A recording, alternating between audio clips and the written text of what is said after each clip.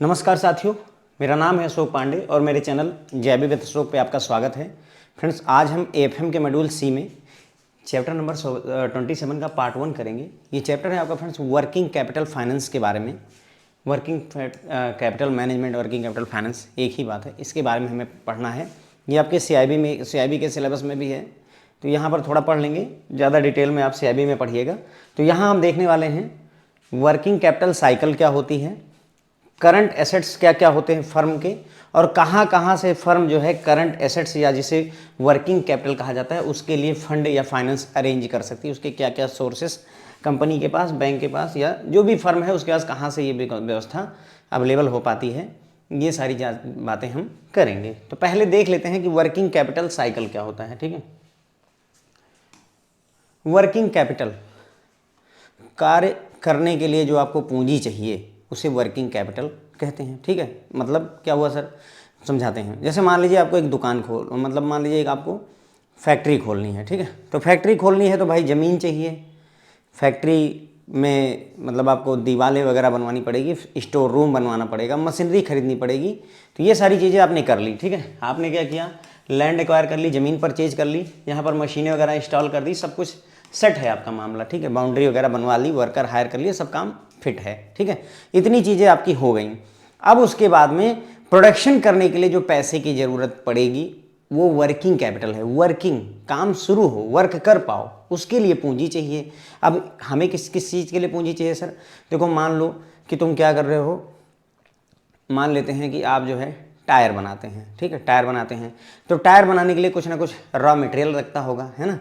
तो या चाय की पत्ती आप बनाते हैं तो चाय की पत्ती के लिए आपको रॉ मटेरियल चाहिए होगा, है ना। तो रॉ मटेरियल खरीदने के लिए आपको पैसा चाहिए, जो लेबर है वहाँ पर उसके लिए आपको पैसा चाहिए, जो इलेक्ट्रिसिटी कंज्यूम होगी उसके लिए आपको पैसा चाहिए, लोगों को उधार भी आप दोगे जब सामान बेचोगे तो उसके लिए भी कुछ ना कुछ आपके पास मटेरियल होना चाहिए। ऐसा कोई नहीं है कि हर कोई नगद ही आपसे खरीदेगा, कुछ लोग आपसे उधार भी खरीदेंगे, और ये भी नहीं कि आप भी सारी चीज़ें नगद ही अरेंज करोगे, कुछ चीज़ें आप भी उधार लेकर आओगे। तो ये पूरे फंडे के लिए जो आपको पैसे चाहिए उसे ही वर्किंग कैपिटल कहते हैं। उसे क्या कहते हैं? वर्किंग कैपिटल कहते हैं। मेरी बात समझ में आ गई आपको? ठीक है, तो मतलब इसका ये हुआ कि जो हमने फैक्ट्री लगाई, जो हमने लैंड एक्वायर की, जो हमने एम्प्लॉय हायर किए, वो सारी चीज़ें मेरा जो है वर्किंग कैपिटल में नहीं आती हैं। वो आपके लॉन्ग टर्म कैपिटल हैं। वो क्या है? लॉन्ग टर्म कैपिटल है, वो आपका वर्किंग कैपिटल नहीं है। क्लियर हो जाती बात? चलो ठीक है, थोड़ा बहुत समझ में आया होगा, आगे बात करते हैं। The normal operation of A business enterprise consist of, देखो किसी भी बिजनेस को चलाने के लिए कुछ या सारे के सारे एक्शन आपको लेने पड़ते हैं। जैसे क्या, आपको परचेज करना होगा रॉ मटेरियल, आपको कच्चा माल खरीदना होगा। सबसे पहले आप कच्चा माल खरीदेंगे, फिर उसको प्रोसेस करेंगे, कन्वर्जन करेंगे रॉ मटेरियल को फिनिश्ड गुड्स में।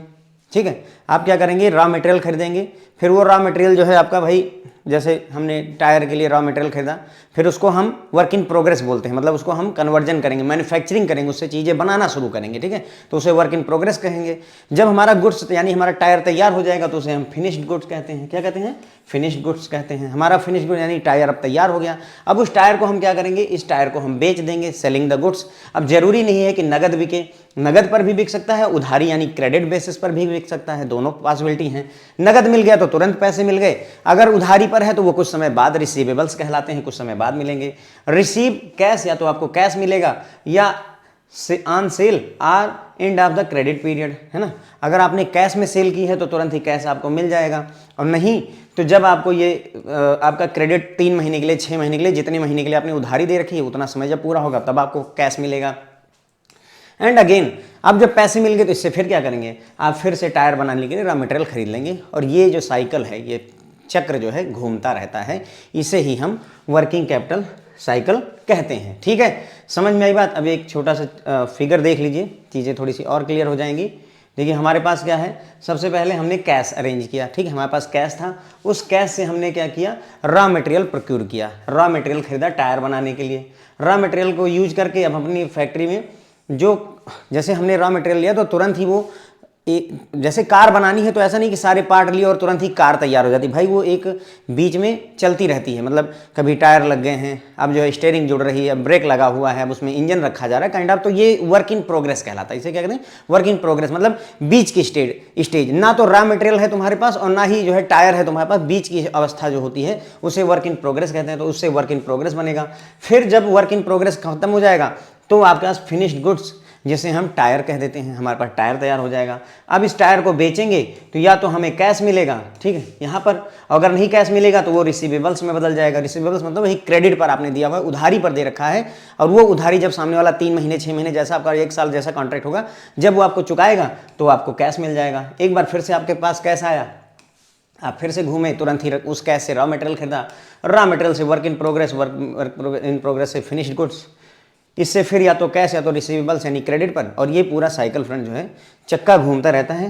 इसे ही हम क्या बोलते हैं, इसे ही हम वर्किंग कैपिटल साइकिल बोलते हैं। मेरे ख्याल से चीज़ें क्लियर हो गई होंगी एकदम कोई डाउट के बगैर, ठीक है।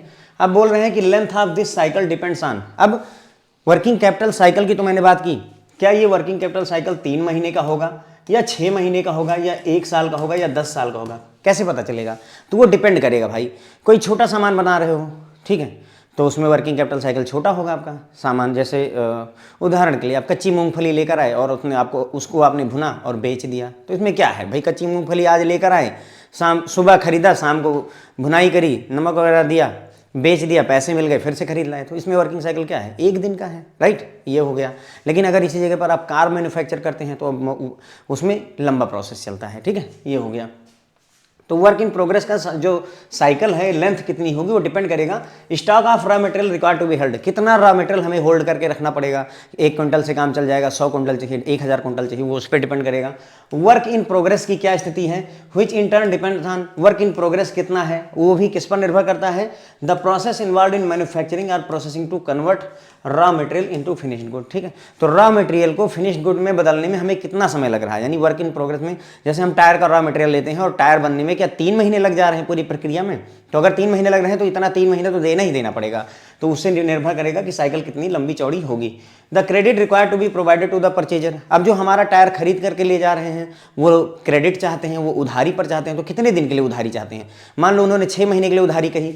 अब सोचो आपका रॉ मटेरियल से छोड़ देते हैं, वर्क इन प्रोग्रेस में 3 महीने लगे और जो हमने उधारी दी उसमें 6 महीने लगे, और मान लो जो है बाकी सब प्रक्रिया में 2 महीने और लग जाते हैं, तो कुल मिलाकर के हमारा 6 3 9 2 11 महीने का पूरा साइकिल होगा। यानी पूरी प्रक्रिया कैश से शुरू होकर के कैश पे खत्म होने में हमें 11 मंथ लगेंगे, ये हो जाएगा कुल मिलाकर के, ठीक है। बातचीत समझ में आया आपको कि कितनी जो है लेंथ। उसके बाद में बोल रहे हैं कि longer the working capital cycle, जितना लंबा वर्किंग कैपिटल साइकिल होगा, यानी कि ये 3 महीने में निपट जाए तो ज़्यादा अच्छा है। अगर 6 महीने लग रहा है, 10 महीने 12 महीने लग रहा है, तो जितना ज़्यादा जो है वर्किंग कैपिटल साइकिल होगा, मोर वर्किंग कैपिटल की रिक्वायरमेंट होगी। जितना ज़्यादा समय लगेगा उतना ही ज़्यादा कैपिटल की, पूंजी की आपको ज़रूरत पड़ेगी, है ना।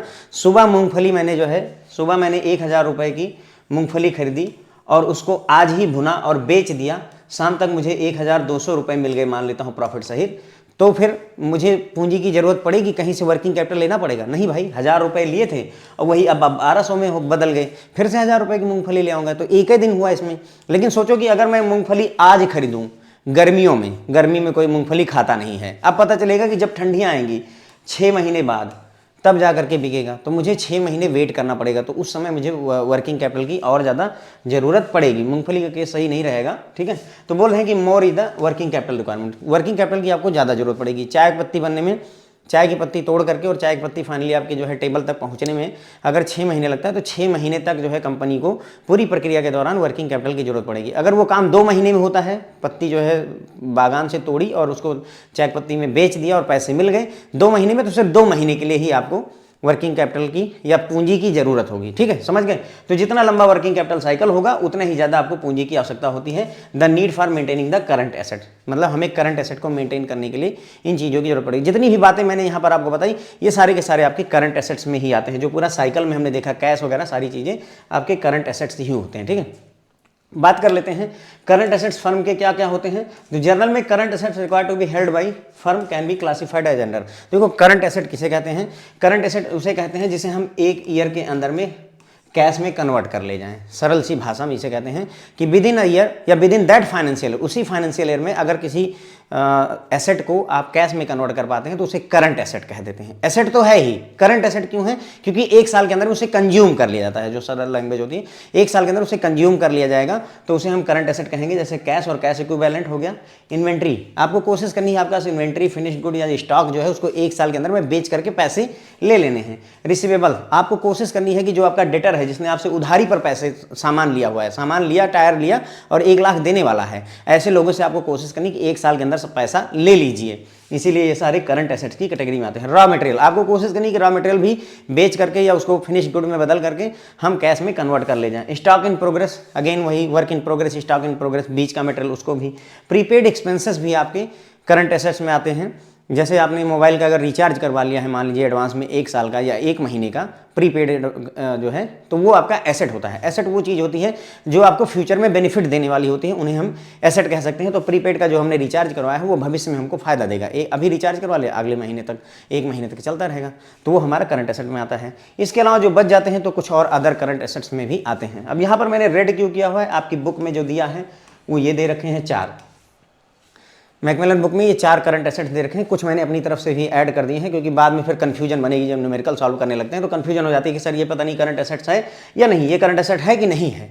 इसीलिए यहाँ पर डिस्कस कर दे रहा हूँ कि भैया ये सब करंट एसेट्स हैं, रेड वाले आपकी मैकमिलन बुक में दिए हुए हैं, ठीक है। तो मैंने आपको फ्रेंड्स यहाँ पर क्या समझाया, वर्किंग कैपिटल साइकिल के बारे में बताया। तो किसी भी इंटरप्राइज को अगर काम मतलब जो है मैन्युफैक्चरिंग करनी है तो उसके लिए प्रोसेस होती है। सबसे पहले वो क्या करेगा, रॉ मटेरियल परचेज करेंगे, फिर उसको जो है मैन्युफैक्चर यानी प्रोसेस करके उसे हम मटेरियल को फिनिश गुड में बदलते हैं। फिर फिनिश गुड्स को यानी कि हम टायर को बेच देते हैं, उससे कैश मिलता है, या फिर हम क्रेडिट पर दे देते हैं। अगर क्रेडिट पर देंगे तो जितने समय के लिए क्रेडिट पर दिया है, जब वो पूरा होगा तो हमें फिर कैश मिलता है, और फिर उस कैश की सहायता से हम फिर से रॉ मटेरियल खरीदते हैं। और ये रॉ मटेरियल वाली प्रक्रिया फिर यहाँ पहुँच जाती है कि हमने रॉ मटेरियल खरीदा, फिर उसको फिनिश गुड में बदला, फिर फिनिश गुड्स को बेचा, फिर कैश लिया और फिर कैश से फिर से रॉ मटेरियल खरीदा। ऐसे करके ये पूरी प्रक्रिया चलती रहती है। इसी को ही वर्किंग कैपिटल साइकिल कहते हैं। इसी को फिगर में दिखाया गया है। यहाँ पर कैश होगा आपका, कैश से आप रॉ मटेरियल खरीदोगे, रॉ मटेरियल आपका फैक्ट्री में आएगा तो वर्क इन प्रोग्रेस में बदल जाएगा रॉ मटेरियल, और ये आपका फिनिश्ड गुड है। यानी कि यहाँ पर आपने टायर का रॉ मटेरियल लिया, यहाँ टायर है, बीच की अवस्था जो होती है, बीच की स्टेज, उसे हम वर्क इन प्रोग्रेस या स्टॉक इन प्रोग्रेस कहते हैं। फिर रिसीवेबल्स या डेटर भी कहा जाता है। रिसीवेबल्स वो पैसा है जो आपको रिसीव होने वाला है, आपने उधारी पर दे रखा है, आपने 1 लाख के टायर दे दिए, 1 लाख आपको मिलना बाकी है, तो उसे रिसीवेबल्स कहते हैं। जब वो मिल जाएगा तो वो फिर कैश में कन्वर्ट हो जाएगा। जब वो 1 लाख ला कर देगा तो फिर कैश आ गया 1 लाख, अब फिर से यही रॉ मटेरियल खरीदिए और पूरी प्रक्रिया चले। तो ये वर्किंग कैपिटल साइकिल होता है। अब अगर आपसे सवाल पूछे एग्जाम में कि वर्किंग कैपिटल साइकिल की जो लेंथ होती है वो किस पर निर्भर करती है, तो भैया निर्भर करती है कि हमारे पास रॉ मटेरियल कितना होना चाहिए, कितना रॉ मटेरियल होल्ड करके रखेंगे, वर्क इन प्रोग्रेस में कितना समय लगता है ये भी डिपेंड करेगा, ठीक है। यानी कि हमें रॉ मटेरियल को फिनिश गुड में कन्वर्ट करने में कितना समय लगता है। उसके बाद में जिनको हमने परचेजर को, जिन्होंने हमसे सामान खरीदा है, उन्होंने कितने समय के लिए हमसे क्रेडिट पर पैसा लिया हुआ है, ये भी जो है डिपेंड कर मतलब जो है डिसाइड करता है कि आपका वर्किंग कैपिटल साइकिल कितना लंबा होगा। 3 महीने का हो सकता है, 6 महीने, मतलब समझे 3 महीने मतलब कैश से शुरू होकर के कैश पर आने में 3 महीने लगेंगे। 1 साल मतलब कैश से शुरू होकर के पूरी प्रक्रिया करते हुए फिर से कैश वापस आने में 1 साल लगेंगे, ये होता है, ठीक है। जितना ज़्यादा वर्किंग कैपिटल साइकिल की लंबाई होगी, वर्किंग कैपिटल साइकिल जितना लंबा होगा, अगर 3 महीने का है तो कम आपको कैपिटल चाहिए, अगर 1 साल का है तो ज़्यादा आपको पूंजी चाहिए होती है, और इस कैपिटल को हम क्या बोलते हैं, वर्किंग कैपिटल बोलते हैं, ठीक है। क्लियर हो जाती बात। फिर हमने आपको बताया कि करंट एसेट्स कंपनी के, किसी फर्म के क्या क्या होते हैं। करंट एसेट्स वो एसेट्स होते हैं जिनको हमें 1 साल में कंज्यूम कर लेना होता है या कैश में कन्वर्ट कर लेना होता है, उसे हम क्या बोलते हैं, करंट एसेट्स बोलते हैं, ठीक है। करंट लायबिलिटी क्या होती है, जिसे 1 साल के अंदर में ऐसी जिम्मेदारियां, ऐसी देनदारियां जिन्हें 1 साल के अंदर हम खत्म कर देंगे, चुका देंगे। कोई लोन लीजिए 1 साल में खत्म कर देंगे तो उसे करंट लायबिलिटी हम बोल देंगे, ठीक है। तो आपका कैश और कैश इक्विवेलेंट ये आपका करंट एसेट होता है। इन्वेंट्री या उसी को फिनिश्ड गुड्स भी कहते हैं, उसी को स्टॉक भी कहते हैं, एक ही बात है। आपके पास इन्वेंट्री होती है ना, कि मतलब मेरे पास, मैंने फ्रिज बनाया, मेरी कंपनी फ्रिज बनाती है, कितने फ्रिज पड़े हुए हैं सर, 10,000 फ्रिज हमारे पास इन्वेंट्री में पड़े हुए हैं, तो इसे हमें कोशिश करना है कि 1 साल में बेच देना। रिसीवेबल्स या डेटर जिनसे हमें पैसे मिलने वो 1 साल के अंदर ले लेना है। रॉ मटेरियल को 1 साल में कंज्यूम कर लेना है, यानी बेच करके कैश में बदल देना है। स्टॉक इन प्रोग्रेस, ये सारी चीज़ें, prepaid expenses, other current assets, ये सारे के सारे आपके करंट एसेट्स की डेफिनेशन में आते हैं। जो रेड हैं वो आपकी बुक में दिए हैं, बाकी वाले मैंने अपनी तरफ से लिखे हुए हैं, ठीक है। अब आता है कि हमारे पास सोर्सेस क्या है करंट एसेट्स के लिए या वर्किंग कैपिटल के लिए, हम कहाँ से फाइनेंस जुगाड़ करेंगे। मुझे फाइनेंस तो चाहिए, हम कहाँ से जुगाड़ करेंगे, तो भाई 10 तरीके हैं, सारे के बारे में हमें बात करनी है, 5-6 यहाँ डिस्कस करेंगे, बाकी के अगले लेक्चर में। Firms own working capital fund, अब फर्म के पास खुद का वर्किंग कैपिटल फंड होता है, उससे आप जो है करंट एसेट्स के लिए व्यवस्था कर लीजिए। एक्रूअल्स से भी कर सकते हैं, ट्रेड क्रेडिट से भी कर सकते हैं। नॉट टू वरी, अभी हर एक टर्म को डिटेल में एक्सप्लेन करेंगे, कोई चिंता की बात नहीं है। या वर्किंग कैपिटल का लोन आप किसी कमर्शियल बैंक या फाइनेंशियल इंस्टीट्यूशन से ले लीजिए, पब्लिक से डिपॉजिट ले लीजिए, जनता से पैसा ले लीजिए, या दूसरी कंपनी से डिपॉजिट, जिसे इंटर कॉर्पोरेट डिपॉजिट कहते हैं, दूसरी जनता से जो है डिपॉजिट ले लीजिए, ये भी एक तरीका है। उसके बाद में अगर आप चाहें तो राइट्स डिवेंचर, यानी कि आप डिवेंचर इशू कर दीजिए, किसको, जनता को डिवेंचर इशू कर दीजिए, राइट्स वाले, अधिकार वाले डिवेंचर, ठीक है, जैसे राइट्स वाले शेयर होते हैं वैसे राइट वाले डिवेंचर इशू कर दीजिए वर्किंग कैपिटल के लिए। या कमर्शियल पेपर बेच दीजिए मार्केट में, फैक्टरिंग कर लीजिए, फॉरफिटिंग कर लीजिए। इन सभी 10 तरीकों से फ्रेंड्स हम अपने लिए पूंजी की व्यवस्था कर सकते हैं। जैसा कि मैंने कहा, हर एक के बारे में हमें डिस्कस करना है, 6 वे यहाँ पर डिस्कस करेंगे, बाकी के अगले लेक्चर में करेंगे। तो firms own working capital fund के बारे में बात करें, this represents the amount to be brought in by the firm through its own long term sources. तो मतलब फर्म अपने लॉन्ग टर्म सोर्सेस से जो पैसा अरेंज करके लाएगी, ठीक है, उसको हम यहाँ पर फर्म का own capital working capital fund बोलते हैं, ठीक है। तो ध्यान रखिएगा, यहाँ पर पैसा कहाँ से अरेंज करना है, लॉन्ग टर्म सोर्सेस से अरेंज करना होता है। अब यहाँ लॉन्ग टर्म सोर्सेस से क्यों कह रहा है, if all the current assets as the firm are financed by short term sources. अब अगर हम सारे के सारे जो करंट एसेट्स हैं उनको शॉर्ट टर्म सोर्सेस से फाइनेंस कर लें, यानी 1 साल का, कोई 3 महीने का लोन ले लिया, 6 महीने का लोन ले लिया, 1 साल का लोन ले लिया, इस तरीके अगर शॉर्ट टर्म के लोन लोगे तो दिक्कत होगी, फर्म में frequently face the problem of cash crunch, तो उसका कैश का क्रंच हमेशा मचा रहेगा, परेशानी रहेगी। लॉन्ग टर्म सोर्सेस मतलब 5 साल के लिए लोन है, अब 5 साल के लिए कोई लोन है तो 5 साल बाद देना है ना, तो 5 साल तक हम पैसे को यूज कर सकते हैं। लेकिन अगर 3 महीने का लोन ले लिया है भाई, तो 3 ही महीने बाद देना है, हो सकता है उस समय तक हमारे पास कैश ना हो। तो यही बोल रहा है कि भाई शॉर्ट टर्म से अगर हमेशा अरेंज करते रहोगे करंट एसेट के लिए पैसे, तो तुम्हें हमेशा परेशानी रहेगी। इसलिए कोशिश ये करनी कि हमें लॉन्ग टर्म सोर्सेस से पैसे लेकर आने होते हैं, ठीक है। अब यहां पर क्या है, bankers in India expect this portion to be minimum 25% of total current assets, यानी टोटल करंट एसेट्स का 25% आपको बैंक ये मानता है कि जितना भी आपका करंट एसेट्स है, मान लो आप 100 रुपए का करंट एसेट्स लाते हो, तो उसमें से 25 रुपए का करंट एसेट जो आपका होना चाहिए वो लॉन्ग टर्म सोर्सेस से होना चाहिए, ये कहा जा रहा है, ठीक है। यानी कि this portion bank expect this portion 25 minimum 25%, यानी कि दिस पोर्शन मतलब total current assets finance through the long term sources of the finance, यानी कि जो करंट एसेट्स आप लॉन्ग टर्म सोर्सेस से लेकर आ रहे हैं वो मिनिमम 25% होना चाहिए पूरे का पूरा। अगर आपका 100 करोड़ का जो है करंट एसेट्स का लोन आपने अरेंज किया है, तो उसमें मिनिमम 25 करोड़ का लोन जो है आप लॉन्ग टर्म सोर्सेस से लेकर आएंगे, ठीक है, मिनिमम। उसके बाद में इसी ये जो पोर्शन है इसे ही नेट वर्किंग कैपिटल भी कहा जाता है। This portion is also known as net working capital, जिसे NWC कहते हैं। दिस पोर्शन यानी ये जो 25% की बात हुई, ठीक है। तो नेट वर्किंग कैपिटल का फार्मूला होता है टोटल करंट एसेट में से total current asset minus current liability, ठीक है। टोटल करंट एसेट में से टोटल करंट लाइबिलिटी घटा देते हैं तो हमारा नेट वर्किंग कैपिटल निकल करके आ जाता है। करंट रेशियो का फार्मूला भी यही देख लीजिए। करंट एसेट को हम करंट रेशियो को CR लिखते हैं, इसका फार्मूला था CA/CL, यानी कि current assets upon current liability, ठीक है। तो हमने 2 फार्मूले अभी तक सीखे। पहला, नेट वर्किंग कैपिटल का टोटल करंट एसेट्स में से टोटल करंट लाइबिलिटी को घटा दीजिए, आपका नेट वर्किंग कैपिटल निकल आता है। और करंट रेशियो का फार्मूला होता है current assets upon current liability, ठीक है। अब एक एग्जांपल इन्होंने दिया है तो थोड़ा चीजें हमारी और क्लियर हो जाएंगी। यहां पर बोल रहे हैं total requirement of current assets of a firm is 100 lakh, ठीक है। तो एक फर्म है जिसको कुल मिलाकर के करंट एसेट्स कितने चाहिए, total current assets 100 lakh rupees का चाहिए, ठीक है। Firm has arrange short term firm finance. Short term finance कितना अरेंज किया है, शॉर्ट टर्म फाइनेंस क्या होता है आपका, शॉर्ट टर्म यानी कि करंट लाइबिलिटी है ना। अगर लोन आप ले रहे हैं और वो शॉर्ट टर्म के लिए है तो उसे करंट लाइबिलिटी, यही तो मैंने बोला था कि जो लाइबिलिटी हम विद इन अ ईयर खत्म कर दें, शॉर्ट टर्म से लेकर आते हैं तो उसे करंट लाइबिलिटी बोलते हैं। तो हमारी करंट लाइबिलिटी कितनी हो गई भाई, 75 लाख दी हुई है। बात समझ में आई। देखो करंट एसेट कितना है, 100 लाख रुपए का लिखा ही है भाई कि फर्म का करंट एसेट 100 लाख है, ठीक है। यहां पर दिया हुआ कि फर्म ने अरेंज किया हुआ है शॉर्ट टर्म फाइनेंस से 75 लाख रुपए, ठीक है। अगर शॉर्ट टर्म ना लिखा होता भाई, यहाँ शॉर्ट टर्म ना लिखा होता तो इसे हम लाइबिलिटी मानते, करंट लाइबिलिटी ना मानते। अगर शॉर्ट टर्म ना लिखा होता, ये बोल देता कि फर्म ने 75 करोड़ रुपए अरेंज किए हैं, लोन लिया हुआ है, तो वहाँ शॉर्ट टर्म अगर शब्द ना होता तो हम उसे लाइबिलिटी मानते। लेकिन शॉर्ट टर्म है, इसका मतलब विद इन 1 ईयर हमें चुकाना पड़ेगा, इसलिए करंट लाइबिलिटी हो गई, ठीक है। तो हमारी करंट लाइबिलिटी ये हो गई।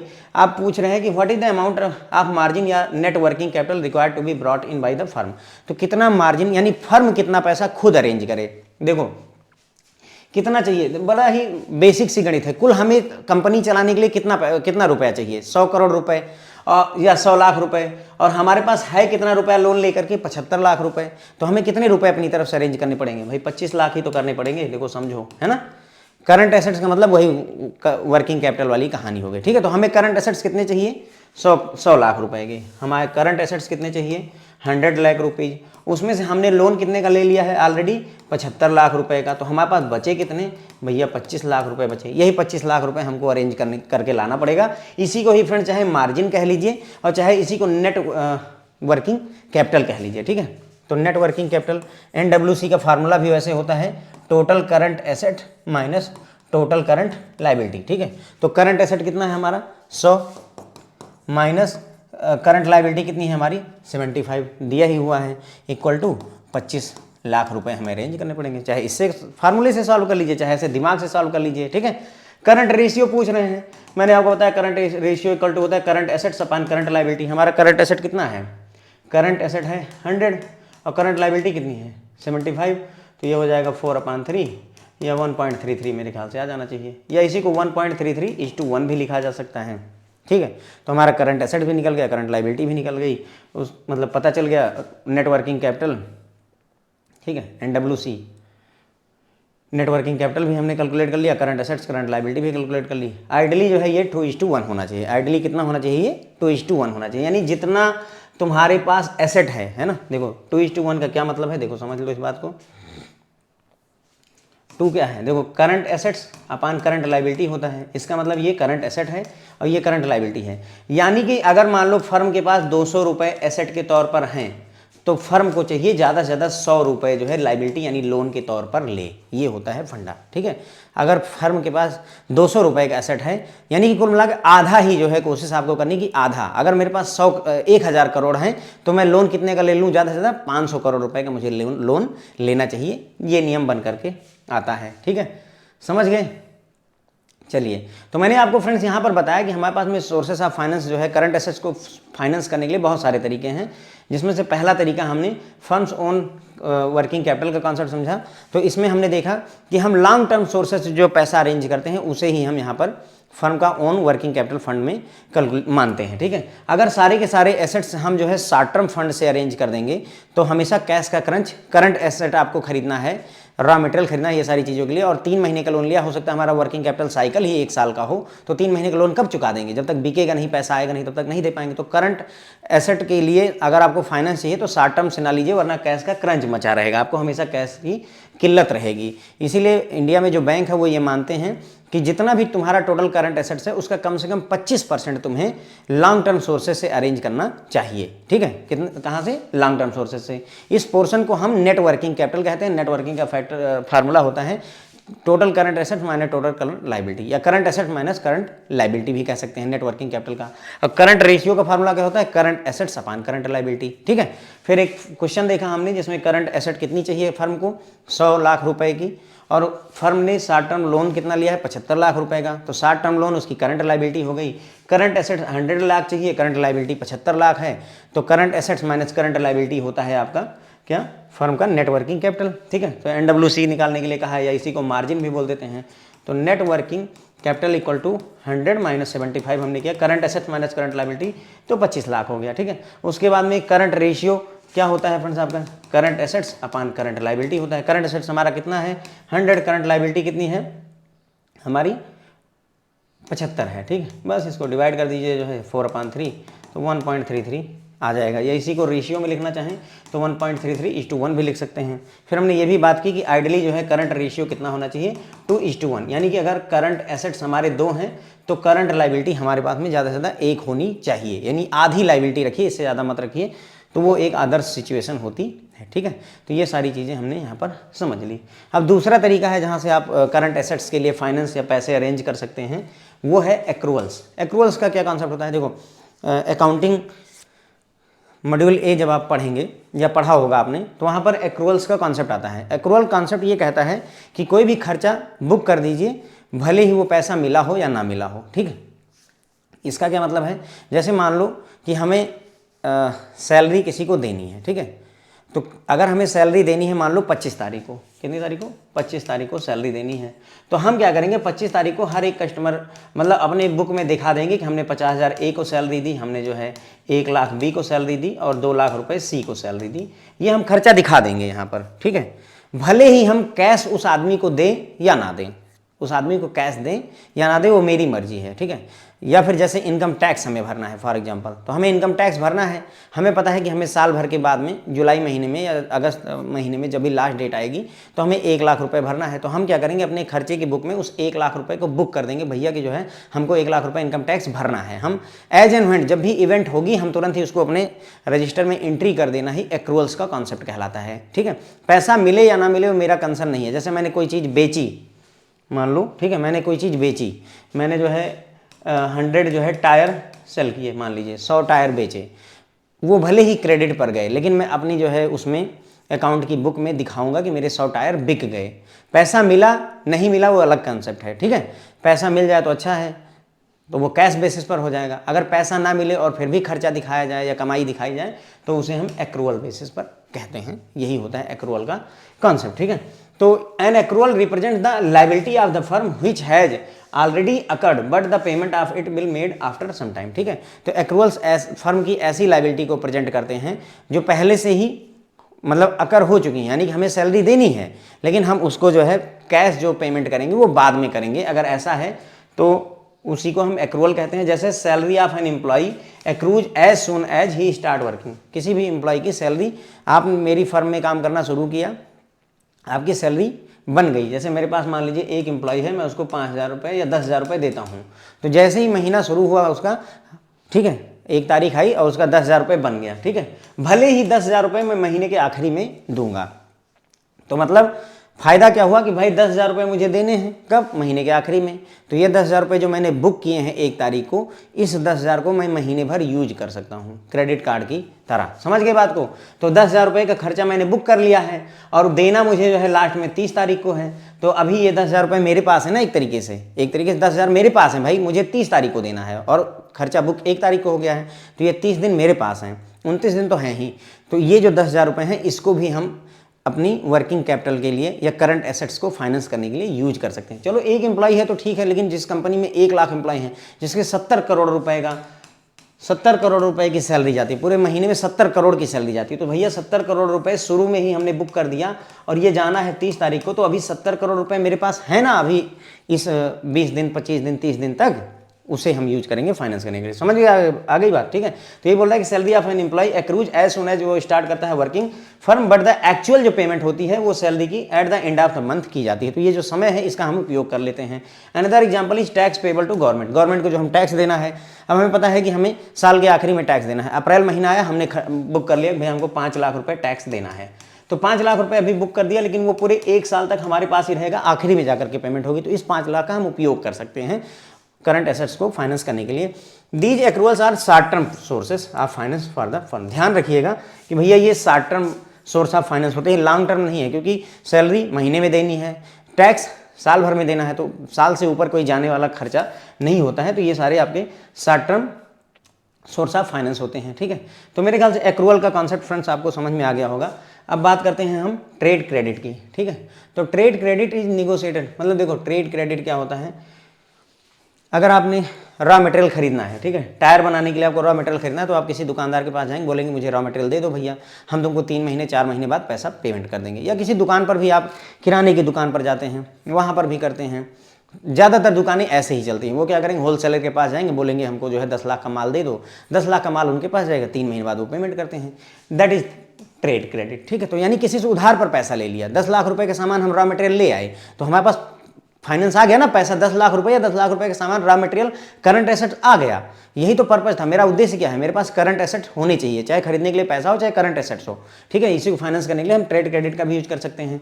तो trade credit is the negotiated delay in the payment to the supplier of the goods and services. जिसने हमें गुड्स या सर्विसेज सप्लाई की है उसको हम डिले कर देते हैं, निगोशिएटेड। हमने बातचीत की है कि भाई 3 महीने बाद पेमेंट दूंगा, 10 महीने बाद पेमेंट दूंगा, 1 साल बाद पेमेंट दूंगा, तो निगोशिएट करके जब हम अपनी पेमेंट को डिले करवा लेते हैं सप्लायर के साथ में, तो उसे फ्रेंड्स हम ट्रेड क्रेडिट कह देते हैं। क्लियर है? दूसरे शब्दों में it is the credit provided to the firm by the supplier. Supplier जो हमें सामान देता है, मैं नहीं बेच रहा हूं, ध्यान दीजिए, जो मुझे सामान देता है, रॉ मटेरियल जिससे मैं खरीदता हूं, उन लोगों की बात हो रही है। तो उसे बोलेंगे उसने क्रेडिट पर हमें, सप्लायर जब हमें क्रेडिट पर सामान दे देता है तो उसे हम ट्रेड क्रेडिट कह देते हैं। Trade credit is often substantial source of short term finance for a firm. ठीक है, तो ये शॉर्ट टर्म जो है सोर्स ऑफ फाइनेंस होता है, इसमें कोई डाउट नहीं है। ये भी शॉर्ट टर्म ही है, कोई आपको 10 साल के लिए उधारी पर सामान नहीं देगा। आपको देगा अगर वो उधारी तो बस साल भर के 3 महीने 6 महीने ऐसे ही देगा। ठीक है, अब amount of credit which the supplier are willing to provide depends on the following factors, यानी हाउ सप्लायर डिसाइड। सप्लायर कैसे डिसाइड करेगा कि आपको कितना पैसा उधार पर ये दे सकता है, कितना सामान उधार पर दे सकता है। तो सप्लायर ये कैसे डिसाइड करेगा कि मैं जो है कितना उधारी आपको दे सकता हूं, तो उसमें डिपेंड करेगा इंडस्ट्री में क्या प्रैक्टिस है, कितने रुपए का उधार जनता दे रही है generally, payment record of the firm and it's reputation, जो उधार लेने वाला है उसकी रेपुटेशन कैसी है, उसकी ऑर्गेनाइजेशन की हिस्ट्री वगैरह कैसी है, उसकी लिक्विडिटी पोजीशन कैसी है, फर्म की प्रॉफिटेबिलिटी पिछले कुछ सालों में कैसी है। इन सभी फैक्टर को ध्यान में रखते हुए ही हो सकता है आपको 1 लाख का उधारी दे, दूसरे को जो है हो सकता है वो 1 करोड़ की उधारी दे दे। क्यों? क्योंकि उसके ये सारे फैक्टर्स अच्छे हैं, उसका पेमेंट का रिकॉर्ड अच्छा रहा है, उसके पास पैसे हैं, बड़ा बिजनेस है, उसका प्रॉफिटेबिलिटी भी अच्छी कमा रहे हो, तो इसलिए आपके ऊपर ज़्यादा भरोसा करके वो आपको पैसे दे। तो ये कुछ फैक्टर्स हैं जो सप्लायर जो है ध्यान में रख करके डिसाइड करते हैं भाई कि हम कितना जो है आपको उधार दे सकते हैं। अब हम भी ऐसे मुंह खोल करके नहीं पहुंच सकते कि भैया 2 करोड़ का हमको उधार दे दो, नहीं, हम भी अपनी गणित लगाते हैं। तो हाउ फर्म डिसाइड, फर्म कैसे डिसाइड करती है कि हम कितना उधार ले सकते हैं, उसके लिए कास्ट ऑफ क्रेडिट और liquidity position of firm, 2 factors को कंसिडर करते हैं। Cost of credit, there is a hidden cost in trade credit, मतलब जो चीज़ हमें उधारी पर मिल रही है उसका हमें कुछ हर्जाना भुगताना करना पड़ेगा कि नहीं करना पड़ेगा। अगर आप कोई चीज़ उधारी पर लेते हो तो उसका दाम जनरली थोड़ा सा बढ़ जाता है। बोलते हैं ना कि अगर आप अभी तुरंत पेमेंट करते हैं तो हम आपको 10% डिस्काउंट देंगे, अगर अभी नहीं करेंगे 3 महीने बाद करेंगे तो आपको पूरा पे करना पड़ेगा। तो 10% का एक तरीके से नुकसान हो गया ना। तो वही बोल रहे हैं कि एक हिडन कॉस्ट जुड़ी हुई होती है, भले ही आप उधारी पर सामान लेकर आओ। तो भाई कास्ट ऑफ क्रेडिट आपको दिमाग में रखना है कि जो मैं उधारी ला रहा हूँ उसके वजह से मुझे ज़्यादा पैसे तो नहीं पे करने पड़ जा रहे हैं, तो वो चीज़ आप ध्यान रखोगे, उसी हिसाब से उधार लोगे।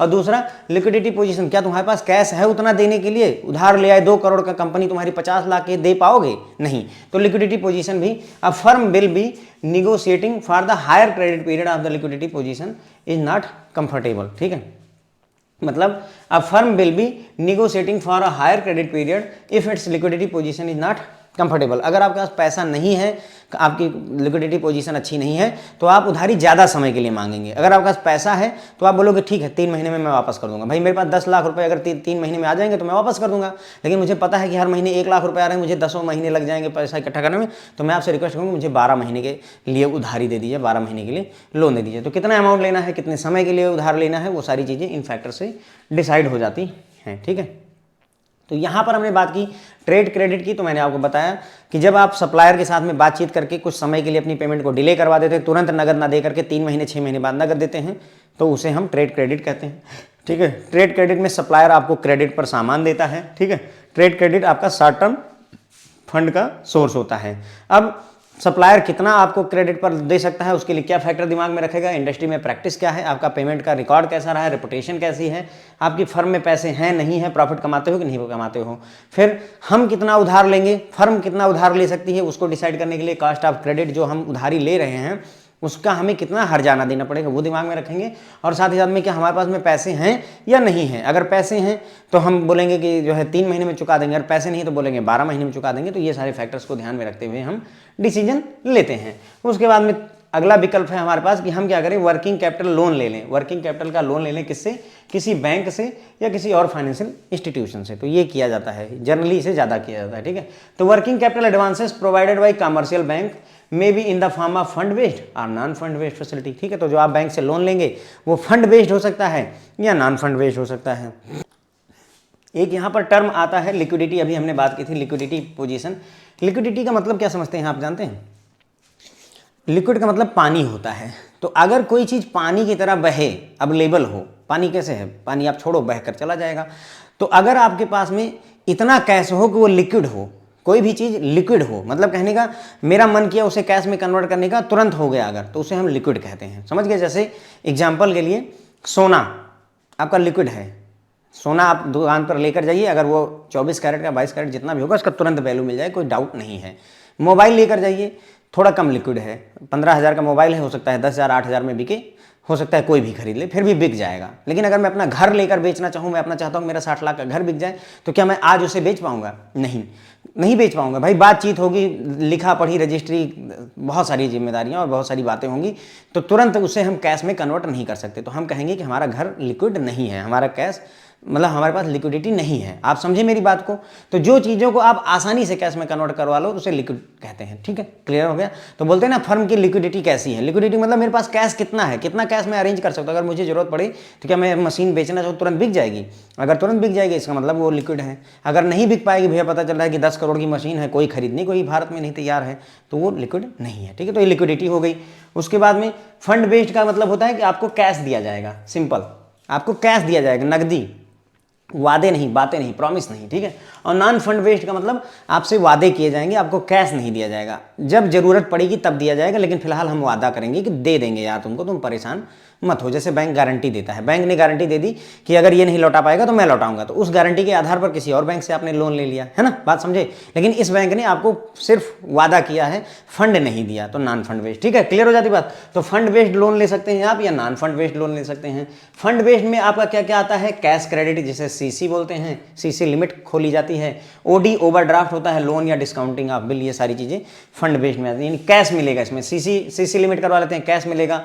आपने अपनी सैलरी पे ओवरड्राफ्ट ले रखा होगा, आपकी सैलरी जितनी भी आती है उस अकाउंट में ओडी 3 लाख की ओडी आपने करवा रखी है, ओवरड्राफ्ट, जब चाहे एक्स्ट्रा निकाल सकते हैं लोन के तौर पर। ठीक है, लोन ले सकते हैं या बिल का डिस्काउंटिंग करवाएं, इन सभी चीज़ों में आपको पैसे मिलेंगे। नॉन फंड बेस्ड में क्या क्या चीज़ें आती हैं? लेटर ऑफ क्रेडिट, एलसी में कोई पैसा वैसा नहीं मिलता, एक कागज मिलता है, उसी के आधार पर पूरा काम होता है। ठीक है, बैंक गारंटी भी उसी का है, को एक्सेप्टेंस ऑफ बिल, ये सारे आपके एग्जाम्पल हो जाते हैं नॉन फंड बेस्ड फैसिलिटी के। ठीक है, the assessment and sanction of working capital limit by the bank has been deregulated by RBI and the bank can adopt their own judgement in this regard. देखो, assessment यानी कि हम कितना जो है वर्किंग कैपिटल लोन दे सकते हैं, कैसे सैंक्शन करना है वर्किंग कैपिटल का, ये सारी चीज़ें अब आरबीआई नहीं डिसाइड किया करता है, इसे डीरेगुलेट कर दिया। पहले आरबीआई बताता था क्या करना है, टंडन कमेटी वगैरह इसी में आती है, लेकिन अब आरबीआई इसको मतलब रेगुलेट नहीं करता। बैंक अपना खुद का जो है जजमेंट लेकर के, भैया कितना वर्किंग कैपिटल देना है किस फर्म को, वो तुम खुद डिसाइड कर सकते हो, अपना फार्मूला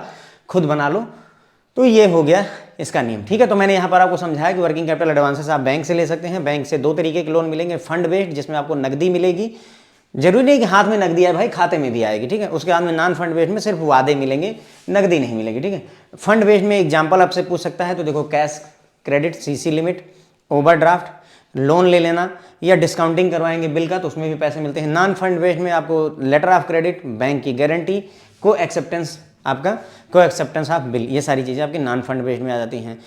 कितना लोन देना है, क्या करना है वर्किंग कैपिटल का, वो डिसीजन अब आरबीआई नहीं लेता है, उसके लिए बैंकों को आज़ादी दे दी गई है, डीरेगुलेशन हो चुका है। फिर अगला तरीका जो हमने बात की थी कि भाई जो है आप क्या कर सकते हो, पब्लिक से डिपॉजिट ले सकते हो, तो हाँ बिल्कुल ले सकते हैं। तो पब्लिक से डिपॉजिट का क्या केस है? अब firm can raise fund through public deposits to finance its requirement of current assets. तो अगर आपको करंट एसेट्स की रिक्वायरमेंट को पूरा करना है तो उसके लिए आप जनता से पैसे ले सकते हैं, पब्लिक से डिपॉजिट ले सकते हैं। Interest rate of these deposits are not regulated by RBI. अब ध्यान रखिएगा कि यहाँ पर भी आरबीआई ने कहा है कि भैया ऐसा है कि क्या इंटरेस्ट रेट दोगे तुम जनता से, जो पब्लिक से डिपॉजिट ले रहे हो उसका क्या पैसा दोगे वो तुम खुद डिसाइड करो, आरबीआई यहाँ पर आपको बताने नहीं आ रहा है। ठीक है, तो हम पब्लिक डिपॉजिट से भी पैसे अरेंज कर सकते हैं। फिर आ जाता है आपका inter corporate deposits. Inter corporate deposit का मतलब यही हुआ कि एक कंपनी दूसरी कंपनी से जब लोन ले ले तो उसे इंटर कारपोरेट डिपॉजिट कहते हैं। Short term deposit up to 6 months accepted by a company from another company are called inter corporate deposit. ध्यान रखिएगा कि शॉर्ट टर्म डिपॉजिट होना चाहिए, ज़्यादा से ज़्यादा 6 महीने का होना चाहिए। जब एक कंपनी दूसरी कंपनी से जो है डिपॉजिट लेती है 6 महीने का, अप टू 6 महीने का, तो उसे हम जो है इंटर कारपोरेट डिपॉजिट कहते हैं। In inter corporate deposit, call deposit is a type of deposit that can be withdrawn by the lender by giving a notice of 1 day. तो कॉल डिपॉजिट एक दिन के लिए, जैसे कॉल मनी, नोटिस मनी है ना, कॉल मनी, नोटिस मनी और term money होते हैं ना, 3 टर्म होते हैं, बहुत पूछा जाता है। कॉल मनी 1 दिन के लिए उधारी, नोटिस मनी आपका 2 से लेकर 14 दिन के लिए उधारी, और टर्म मनी 14 दिन से अधिक के लिए उधारी, अप टू 1 ईयर की, तो उसे टर्म मनी कहते हैं। ये बहुत पूछा जाता है, इसलिए यहाँ पर बता दे रहा हूँ, 100% आपसे पूछा जाएगा। ठीक है, तो चलिए कॉल डिपॉजिट बिल्कुल कॉल मनी की तरह एक दिन का, उसी तरीके से इसे 1 दिन के नोटिस पर विड्रॉ किया जा सकता है। तो ये भी इंटर कारपोरेट डिपॉजिट है, ठीक है। इसके अलावा 3 महीने का और 6 महीने का इंटर कारपोरेट डिपॉजिट भी होता है। तो एक दिन का भी हो सकता है, 3 मंथ का भी हो सकता है और 6 मंथ का भी हो सकता है। ये व्यवस्था है इंटर कारपोरेट डिपॉजिट में, ठीक है। कुछ इंपॉर्टेंट फीचर्स की अगर हम बात कर लें तो यहाँ पर देखिए, procurement procedure is simple as the regulations regarding such deposits are not strict, ठीक है। तो आप आसानी से इंटर कारपोरेट डिपॉजिट ले सकते हैं क्योंकि इसके लिए कोई कठिन नियम नहीं बनाए गए हैं। The rate of interest on such deposit is not fix, इस पर रेट ऑफ इंटरेस्ट क्या लगेगा वो भैया फिक्स नहीं है। It depends upon the amount involve and the tenor of the lending. इसमें मतलब रेट ऑफ इंटरेस्ट क्या होगा वो फिक्स नहीं है, कुछ भी हो सकता है, 6% भी लग सकता है, 8% भी ले सकता है। और वो डिपेंड किस बात पर करेगा कि कितने समय के लिए जो है आपने कितने समय के लिए लोन लिया है और कितना अमाउंट उसमें 1 करोड़ का ले रहे हो कि 100 करोड़ का ले रहे हो, 1 साल 3 महीने के ले रहे हो 6 महीने, 1 साल का ले ही नहीं सकते क्योंकि मैक्सिमम 6 महीने तक का ही होता है। दी डिपॉजिट्स आर अनसिक्योर्ड डिपॉजिट, और ये डिपॉजिट भैया रिस्की होंगे, अनसिक्योर्ड होंगे, क्योंकि एक कंपनी दूसरी कंपनी दे रही, कोई उसमें किसी की गारंटी वारंटी नहीं। अगर लेकर दूसरी कंपनी बैठ गई तो वो तुम्हारा दिवालिया निकले, वो तुम्हारी जिम्मेदारी होगी। तो these are not secured, unsecured deposit होते हैं, ठीक है। तो यहाँ पर हमने इंटर कारपोरेट डिपॉजिट में आपको बताया कि शॉर्ट टर्म डिपॉजिट होते हैं 6 महीने तक के, जिन्हें एक कंपनी दूसरी कंपनी से ले सकती है, तो इसे इंटर कारपोरेट डिपॉजिट बोलते हैं। इंटर कारपोरेट डिपॉजिट में कॉल डिपॉजिट भी होता है जो 1 दिन के लिए मिलता है। उसके बाद में 3 महीने का भी कॉल डिपॉजिट होता है, 6 महीने का भी कॉल डिपॉजिट, सॉरी 3 महीने का इंटर कारपोरेट डिपॉजिट होता है, 6 महीने का भी इंटर कारपोरेट डिपॉजिट होता है। इंटर कारपोरेट डिपॉजिट जो है प्रोसीजर बहुत आसान है क्योंकि इसके लिए कोई स्ट्रिक्ट रूल नहीं होता है। रेट ऑफ इंटरेस्ट फिक्स नहीं है, अलग अलग लगेगा, डिपेंड करेगा कि कितने रुपए का लोन ले रहे हो, कितना डिपॉजिट दूसरी कंपनी से ले रहे हो और प्लस कितने समय के लिए ले रहे हो। और ये डिपॉजिट्स अनसिक्योर्ड होते हैं, कोई गारंटी नहीं है, अगर दूसरी कंपनी ले करके बैठ जाए तो आप कुछ उसका कर नहीं सकते हैं, ठीक है। तो ये फ्रेंड्स जो है हमारा चैप्टर यहीं पर, मतलब ये पर्टिकुलर लेक्चर हमारा यहीं पर कवर होता है। वर्किंग कैपिटल साइकिल हमने यहाँ पर कवर कर दिया आपको। आगे चल करके इसमें टंडन कमेटी वगैरह है, न्यूमेरिकल भी इससे आते हैं। अच्छा चैप्टर है, इंटरेस्टिंग है। होप है आपको पसंद आया होगा फ्रेंड्स, तो आप लाइक वगैरह कर सकते हैं, ठीक है। Thank you so much friends.